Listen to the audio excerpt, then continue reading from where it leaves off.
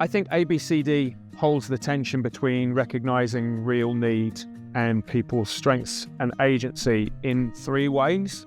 And they're not always that straightforward.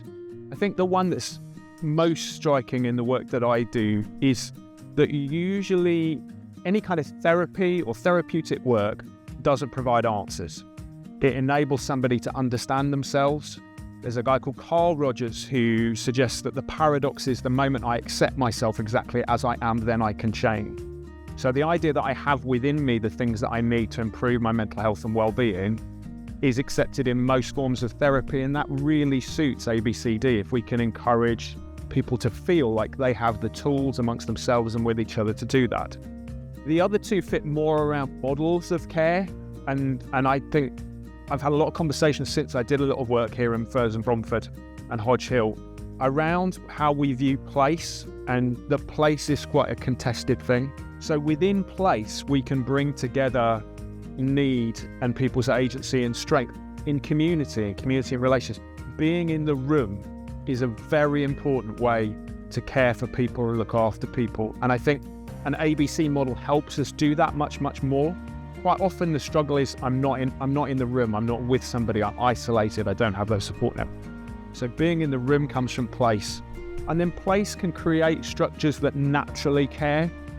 So within NHS circles in the UK now, they're beginning to use language around therapeutic communities. And I think that's a really strong ABCD idea, that communities can be strengthened to care for each other and be more therapeutic.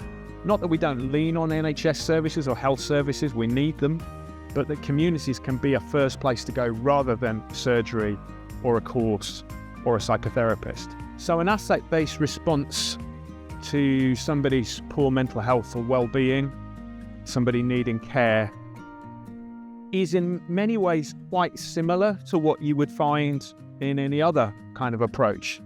But it starts with locality and place. So where can I go round the corner to find people who will help me? How can I find the support I need alongside other people in the community? So things like lived experience, gathering together people with similar experiences and who are going through similar things can be part of it, but also recognizing the power to overcome and that other people in your community will have done that. And some of it is placing then health support within local communities. The UK government is wanting to move from hospital to community, and I think community organisations therefore play a really important part in that. There's something called the Community Mental Health Framework, which has been around now for about 10 years, but puts things like churches, community organisations right at the heart of mental health community care, and often those community organisations don't know that they're part of that. But that's very much a community-based and asset-based way of working with mental health, and something that I'm really committed to.